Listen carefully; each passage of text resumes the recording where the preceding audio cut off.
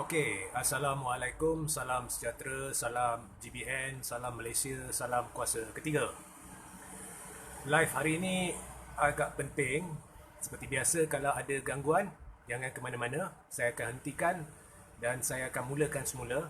Refresh page lah.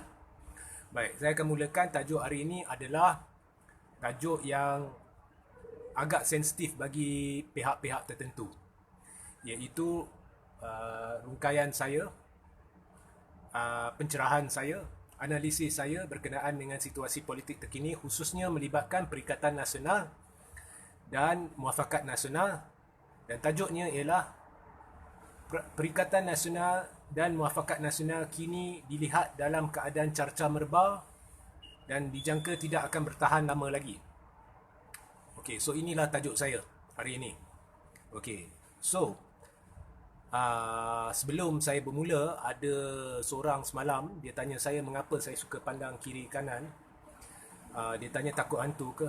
Memang. Sebab sebelah saya lah ni pun ada seekor hantu tu. Jadi takut sikit lah. Tapi tak apalah. Okay.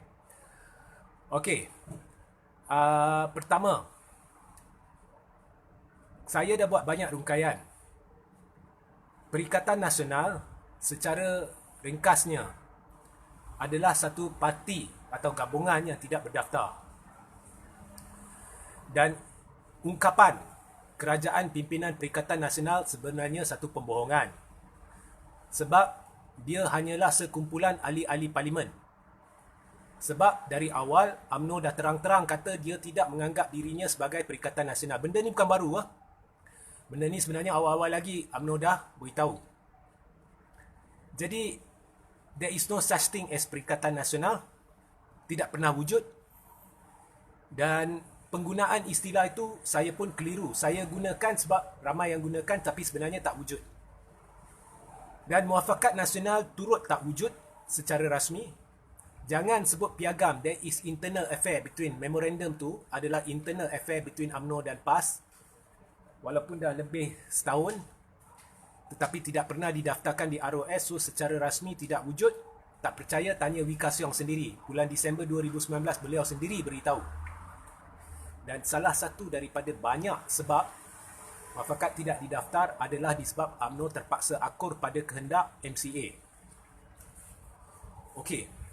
Nombor dua, UMNO sebenarnya menunggang PAS. Saya dah ceritakan, lihat video-video saya 2, 3, 4 hari ini, sebelum hari ini. Sebelum pilihan raya, sebab sepintas lalu. Sebelum pilihan raya umum ke-14, sebab pada ketika itu Najib diserang pada tahun 2015, isu 1MDB, skandal 1MDB. Jadi beliau terima banyak tekanan dari dalam UMNO dan Barisan Nasional. Kononnya Barisan Nasional akan kecundang jika Najib masih pegang jawatan. Dan benda tu lebih-lebih ramai di dalam UMNO dan Barisan Nasional mula marah apabila ada tindakan memecat lah peguam negara dan sebagainya apabila ada percubaan untuk menghadapkan Najib ke MACC, menahan Najib. Tapi apa pun betul ke tidak, itu kita tolak tepi.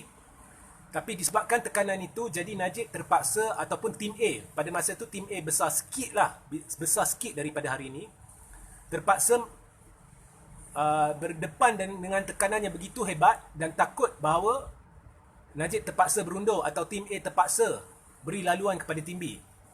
Jadi untuk itu bermulalah helah kononnya kena bersatu dengan bekerjasama dengan PAS untuk menangkis ancaman daripada pihak-pihak seperti DAP. Sebab UMNO tahu PAS ni benci DAP. Jadi digunakan benda tu. Dan ditimbulkan persepsi kononnya tuduhan-tuduhan atau fitnah-fitnah terhadap Najib, terutamanya dari DAP. Jadi atas dasar itu PAS memulakan kerjasama, bersetuju dengan kerjasama, dan benda itu kemudian digunakan untuk menangkis tekanan dari dalam UMNO dan Barisan Nasional atas dakwaan kalau PAS bersama kita, maknanya undi Melayu Islam tu sudah semestinya bersama kita. Sebab orang Melayu akan lihat PAS pun satu parti Islamik sanggup bersatu dengan UMNO atau bekerjasama dengan UMNO pada masa tu.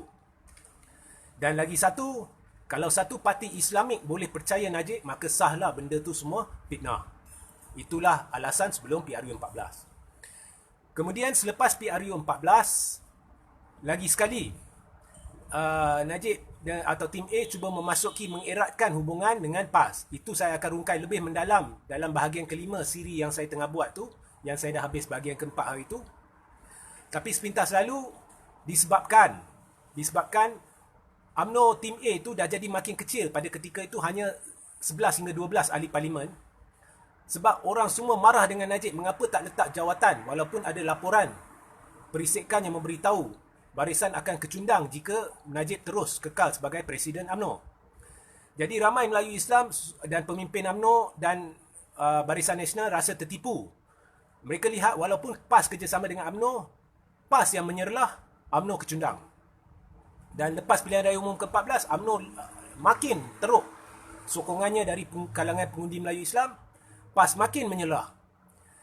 Jadi atas dasar itu, mereka tim A menggunakan alasan kita perlu eratkan lagi hubungan yang dimulakan oleh Najib sebelum PRU 14 untuk kerjasama dengan PAS.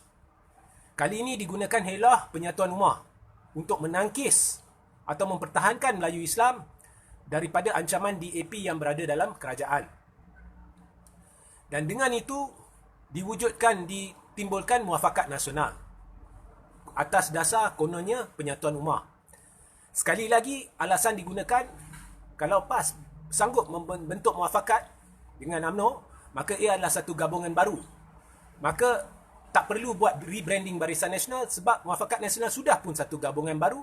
Jadi sudah semestinya Melayu Islam tidak akan lihat UMNO ke PAS, tapi mereka akan lihat muafakat nasional. Tapi anehnya, sampai hari ini muafakat tidak didaftarkan. Dan saya dah berulang kali beri amaran kepada PAS, UMNO tidak ada niat untuk daftarkan muafakat nasional kerana dia hanya tunggang kau. Dan benda tu terbukti apabila hari ini, beberapa hari lepas, ada cadangan-cadangan yang betul-betul bodoh, bangang, tahap gaban yang dibuat oleh beberapa pemimpin UMNO, termasuk Ketua Pemuda iaitu Ashraf Wajadi. PAS perlu guna bendera Barisan Nasional, cadangan. Saya dah lama beritahu benda ni akan terjadi. Jadi sekarang PAS dalam dilema. Jika dia guna bendera Barisan Nasional di Kelantan dan Terengganu, dia akan dihukum oleh pengundi dia. Tak macam mana pun pengundi PAS ni dia akan dihukum. Terutamanya oleh pengundi-pengundi di bandar. Jika dia guna bendera PAS, orang akan tanya mana muafakat nasional, pun kena hukum. Jadi PAS dah tahu kena getah.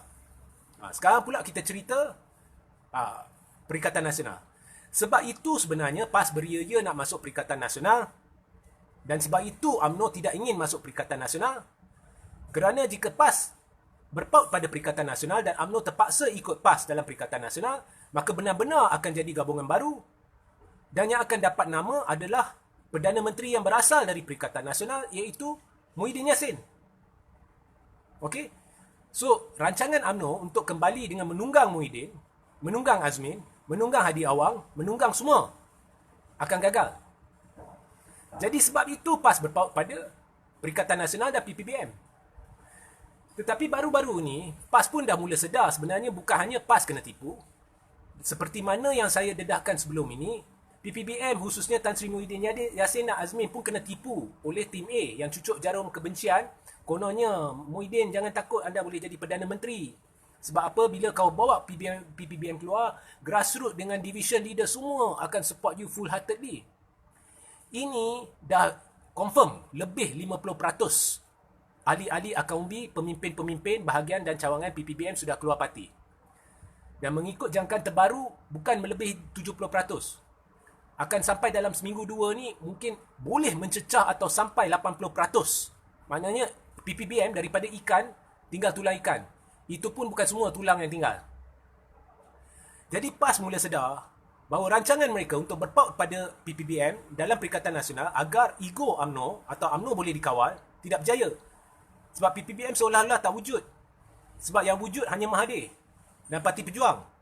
Dan Parti Pejuang dah dapat semua jentera, pemimpin-pemimpin akaumbi PPBM, seolah-olah parti itu dah wujud 3-4 tahun. Jadi PAS dah mula sedar bahawa sekiranya ia terus bersama Muafakat Nasional dengan UMNO, PAS akan lambat laun terkubur atau terkena teruk. Seperti mana yang saya dah beri amaran. Dan ini menyebabkan PAS dalam dilema dan PAS dah mula keluarkan kenyataan-kenyataan tajam terhadap UMNO. Contohnya Taqiyuddin. Taqiyuddin setakat ini dah 3 kali keluar jelas-jelas terang-terang bahawa PAS ingin menjadi sebahagian dari Perikatan Nasional. Ini semata-mata kerana, dan Pak Taqiyuddin dah tegur UMNO secara terbuka. UMNO tak pernah berbincang dengan kita sebelum membuat keputusan tidak akan masuk Perikatan Nasional. Sebab UMNO ni perangai dia suka jadi big brother. Okey, dia bongkar. Tim A lah, khususnya Tim A lah. Dan kalau lihat, PAS cakap nak Perikatan Nasional, UMNO secara bongkak, tanpa bincang, no, kita tak nak Perikatan Nasional. Lepas tu, pendaftaran Muafakat Nasional tak mau bincang. Lepas tu, tambah pula, hina PAS dengan mencadangkan PAS guna bendera Barisan Nasional. Bermakna PAS ni sampah lah. Tak ada, walaupun PAS sebenarnya jauh lebih banyak sokongan dari UMNO, tapi UMNO buat persepsi seolah-olah PAS ni sampah lah. Okey? Tak marah. Total sehingga hari ini dah 5 kenyataan rasmi dibuat, termasuk 2 dari Tuan Ibrahim, Tuan Man, bahawasanya PAS ingin menjadi sebahagian dari Perikatan Nasional.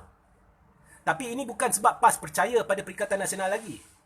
Ini semata-mata sebab PAS dah fed up dengan UMNO, menandakan Muafakat Nasional ni tak lama lagi tak akan wujud. Memang tak pernah wujud. Buktinya kalau kau lihat di Terengganu, akhirnya Ahmad Said mengaku Muafakat Nasional seolah-olah tak wujud di Terengganu. Itu baru Ahmad Said Terengganu bagi tahu. Ini saya bagi tahu. Di Kelantan, Kedah seolah-olah tak wujud. Muzakarah ke apa, setakat nama, setakat banner je. Tak wujud. UMNO cuma berpaut pada lidah dia, pada persepsi dia, pada propaganda dia, pada pakar-pakar kelentong dia seperti Anwar Musa untuk beritahu orang, oh, muafakat. Walhal, semua keputusan tu dibuat sendiri. Seolah-olah UMNO is big brother. Orang Melayu Islam nampak. Kat luar sini, kalau kau orang pergi bincang, semua nampak. Semua nampak. PAS pun dah nampak. Orang boleh baca, orang bukan buta. So, muafakat ni tidak dijangka akan bertahan lama. Dah nampak dah ciri-ciri PAS fed up. Kalau PAS tak fed up, masuk pilihan raya dengan muafakat, memang dah hancur dah. Undi Melayu Islam ni dah pecah teruk. Tapi lagilah hancur kalau masuk. This is real politics. Ini bukan saya yang timbulkan persepsi. This is real politics dan konsisten dengan apa yang saya beritahu selama ni. Dan akhirnya juga, PAS juga tahu perikatan tak akan berjaya. So, perikatan dengan muafakat ni sebenarnya dijangka tidak akan bertahan lama lagi. Pedih nak dengar, tapi kalau kau nak satu channel di mana hanya kita untuk beritahu anda cerita-cerita manis, tak sup, pergilah ke channel tu.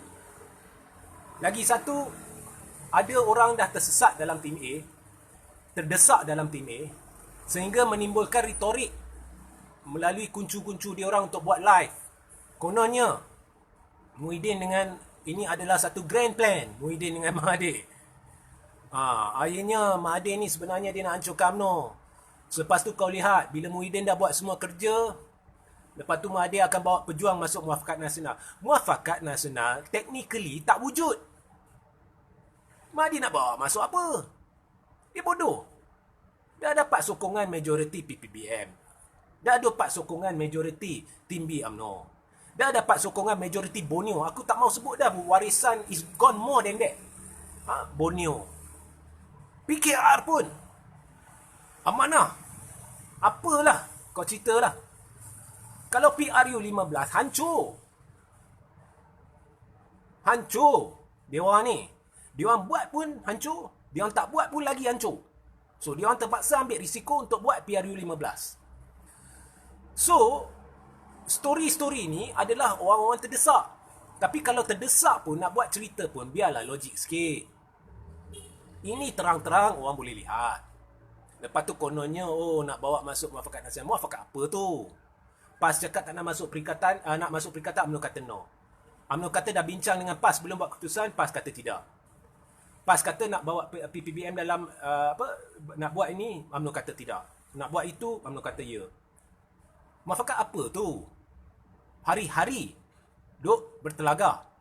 Dan PAS dah sampai, kalau you tengok kenyataan-kenyataan pemimpin-pemimpin dia, dah sampai tahap fed up. Because biasanya PAS ni, dia lebih kepada muzakarah. Dan isu-isu dia, jangan dibincang di luar. Ini dia dah start bincang di luar. Sebab tahu, UMNO tidak boleh dikawal, tim A ni. So, itulah keadaan politik semasa. Suka tak suka, itu keadaan politik semasa. Banyak usaha dilakukan untuk cuba beri maklumat palsu kepada saya supaya saya terpengaruh, supaya saya buat live. Lepas itu, saya akan beri persepsi palsu ni. Pada hakikatnya, kemungkinan besar calon pejuang akan menang di Slim. Orang Sabah, persepsi yang ditimbulkan kononnya warisan is not doing well on the ground. Ini palsu. Kemudian dikeluarkan statement-statement bodoh. Kononnya berapa ribu nak masuk PPBM lah, inilah itu. Do you know how many people are going out by the day?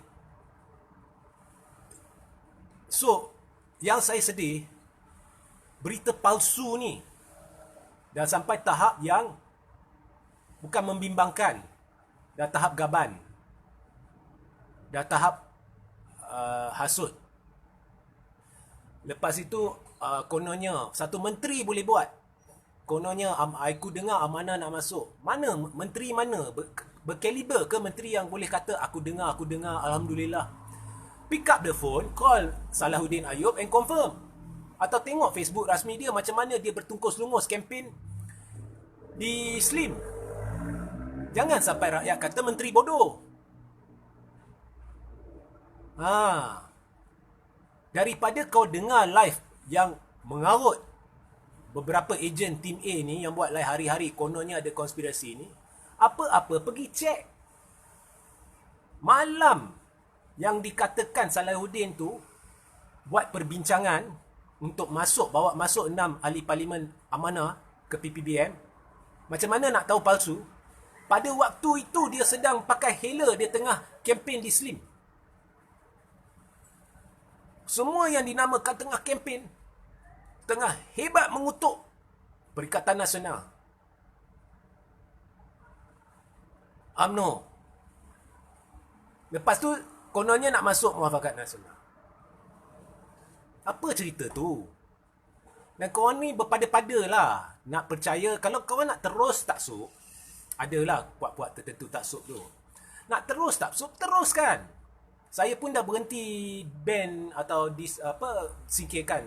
Teruskan. Last kali bila hampa, jangan salahkan siapa-siapa. Okay? Oh, just because orang beritahu satu kenyataan sebagai analisis, kau tak suka, oh ni batuk api lah, ini cucuk lah, inilah, ini itu. Aku memang cukup terpegun dengan kumpulan-kumpulan itu. Terimalah hakikat. Perikatan Nasional is a big failure. Muafakat Nasional is a bigger failure. And the mother of all failures is Tim A UMNO yang kemaruk wang kuasa kedudukan. Satu penyakit yang tidak boleh diselamatkan. Tim A UMNO harus dikuburkan buat selama-lamanya. Dan itulah harapan saya. Jadi itulah penyakit kepada ummah, kepada Melayu Islam, kepada perpaduan. Dan saya harap kita akan lihat satu Malaysia tanpa pemimpin-pemimpin itu, because mereka tak layak duduk di umum buat kenyataan sambil makan gaji yang dibayar oleh rakyat. They don't deserve to be leaders. Sehingga kita berjumpa esok. Jangan lupa ikuti saluran Telegram saya. Sebentar lagi saya akan letakkan link di bawah. Dan saya akan kembali dengan bahagian kelima siri saya, iaitu UMNO Tim A terkena jerat sendiri. Assalamualaikum, salam sejahtera, salam GBN, salam Malaysia, salam kuasa ketiga.